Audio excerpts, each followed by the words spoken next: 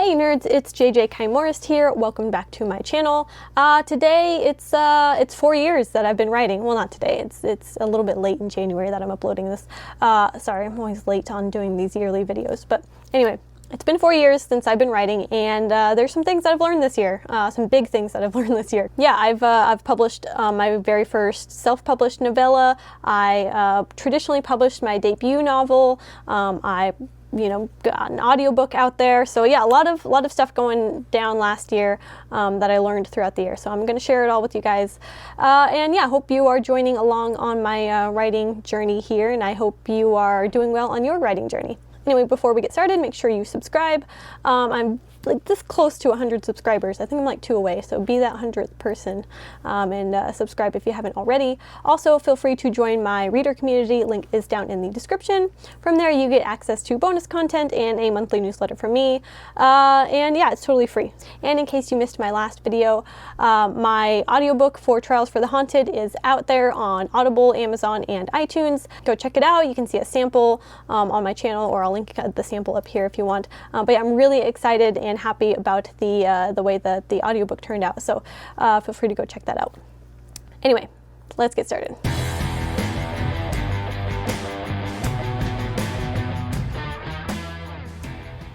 Okay, so first thing I learned this year is how to self-publish a book, which I did at the beginning of 2023. And I'm not going to talk a lot about it here because I kind of talked about it in last year's video, so I'm not going to talk about it much here. But I will say, one of the big mistakes that I made when self-publishing was the cover upload. So you got to be real careful when you upload your cover, or it's going to cost you some money to fix it. Anyway, moving right along. Number 2 thing that I've learned this past year is how to gather a street team. I was really pleasantly surprised that I was able to gather a street team of about 25 people to hand out advanced reader copies to, in hopes that they would, read it and give an honest review. And one of the mistakes I made was not keeping in contact with them. So I was kind of unsure how the whole, advanced reader copy thing was going to work. I didn't know if my publisher was going to add them to a group and be in contact with them and, talking to them throughout. I didn't want to inundate them with tons of emails from me. And so I don't know, I kind of didn't really reach out to them very much. I didn't want to bother them. I didn't want to be that annoying, did you read it yet? Can you review? So, but I think, I don't think my publisher was super in contact with them. I think all my publisher did was send them the link to the advanced reader copy through BookFunnel. So what I really should have done is I really should have added them to an email group and been in contact with them throughout. And I kind of did that, later afterwards, and I don't know. I should have been on that a little bit better. So yeah, next time I create my street team, I'll be in contact with them a lot more, and just reaching out and making sure that they got the files, and making sure that they remembered to read it, making sure they remembered to post a review, all that good stuff. Yeah, anyway, number 3 thing that I learned this past year is to always reread the entire book before publication in the formatted version. So of course my publisher went and formatted my book, and of course the typeface is all completely different than what it looks like on the Word document. And for some reason, your eyes kind of get used to the way things look on a Word document. I don't know, the typeface and just the way things are. Your eyes don't really pick up the same thing that they do when you completely change the format and the font and everything. So I really should have taken the time to reread the entire manuscript in the formatted version, in the PDF file, and gone through with a fine-tooth comb to really weed out any typos. I'm not going to talk too much more about it, but let's just say if you pre-ordered Trials for the Haunted or got it sometime around release day, you have what I call a first edition. Moving on to number 4, I learned how to write with one hand. Yeah, so of course I had my daughter in the summer of this past year, and she does not like to sleep without, being held. So I would hold her and type with one hand, and that's just basically how I've been typing the past 6 months or so. And it was hard at first, and I was like, there's no way I'm going to get anything done, but you know what? I'm getting stuff done with one hand, and yeah, of course it's not ideal, but it's what's working for me right now.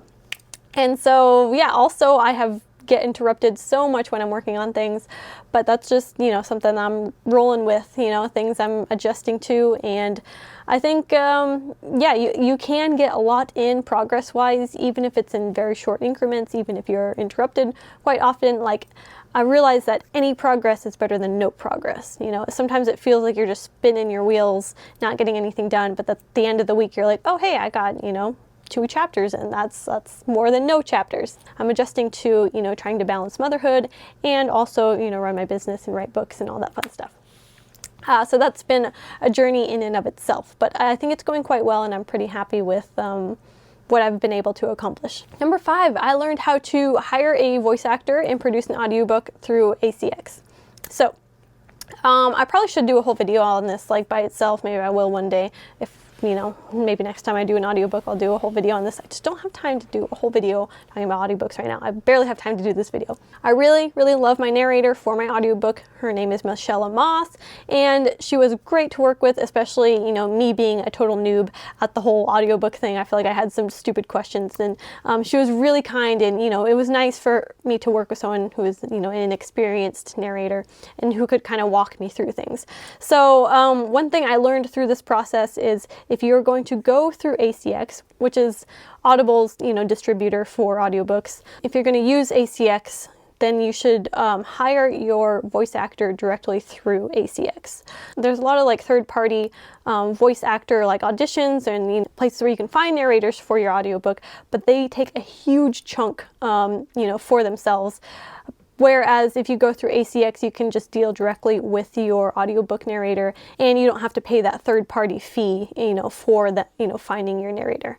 So yeah, that's something that I learned. I didn't realize, I forget what the name of the sites were that I was looking at, but I was auditioning some narrators through different, third-party sites, and I got to talking to some of them, and they're like, yes, this is how much I charge, but then at the end you get to see how much that third-party service charges as well, and it's kind of a lot. So yeah, my advice, if you are going to go through ACX, you don't have to go through ACX to produce your audiobook. You can go through a different route, but if you are going to go through them, get your narrator through them as well. Save a little bit of money. Also, on a side note on this whole audiobook thing, I realized I do not know how to write out phonetic spelling. I feel like a total idiot, but I was giving like the phonetic spelling to my narrator, and I thought I was doing it right, I don't know.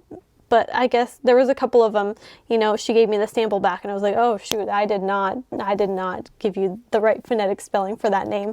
Anyway, that was totally my fault, and I realized I need to fix that in the future. But anyway, I digress. Number 6 and final thing that I learned this year is basically how it feels to be published. Traditionally published, that is. Of course, I have my little novella that I published at the beginning of, last year, but I really don't count that. That was just like a, for funsies side project that I did with a band who I really enjoyed working with. This was my first, real traditional published, I have a novel out there. But honestly, instead of it feeling like I've just reached this huge finish line, it kind of feels like I've just begun the race, to be honest. I feel like I've just summited this huge mountain only to get to the peak and look out and realize there's 100 other mountains that I need to climb. But I'm excited about it. It's not I'm not upset about that. I feel like I now have the confidence to go forth and, conquer all these mountains. So yeah, I don't know. It's a great confidence boost, if nothing else. Not necessarily oh, I'm so good, I have something published. No, it's more I did it and I can do it again type of thing. I've done it once, now I know that I can finish it and get it to this point and get to this place again. Whereas, a couple years ago when I first started out writing, I was like, I may never publish anything. I may never finish this book. I may never, get to querying. I may never get there. So it feels good to get there and be like, okay, I can do it all over again with my next book or the book after. It feels good. It feels like I can keep going. And yeah, I was really excited about the turnout for this book. I was not really expecting a whole lot, being that it's my first novel. And, I haven't really taken and I haven't really had a ton of time to build my platform up all that much. But Trials for the Haunted reached number 7 in Young Adult Dark Fantasy on Ingram Spark, and I sold 325 copies in 2023, and I sold books in 5 different countries. So yeah, I consider that a success, especially for my very first novel, and especially for it being through a small press. And yeah, I'm pretty happy about where I am now and where I'm going to go. I feel like in the future I will need to kind of put the brakes on a little bit throughout this year and not try to bite off more than I can chew, because I have so much going on. But yeah, I'm really excited to be working on, the sequel. And I took a little break during the holidays, but I'm excited to get back into it. I have a ton of revisions to work on for the sequel to Trials for the Haunted. And I'm really looking forward to, kind of doing this process all over again and, getting that out there. Anyway, thank you guys so much for watching. Make sure you like, share, subscribe, and join my reader community. Link is down in the description.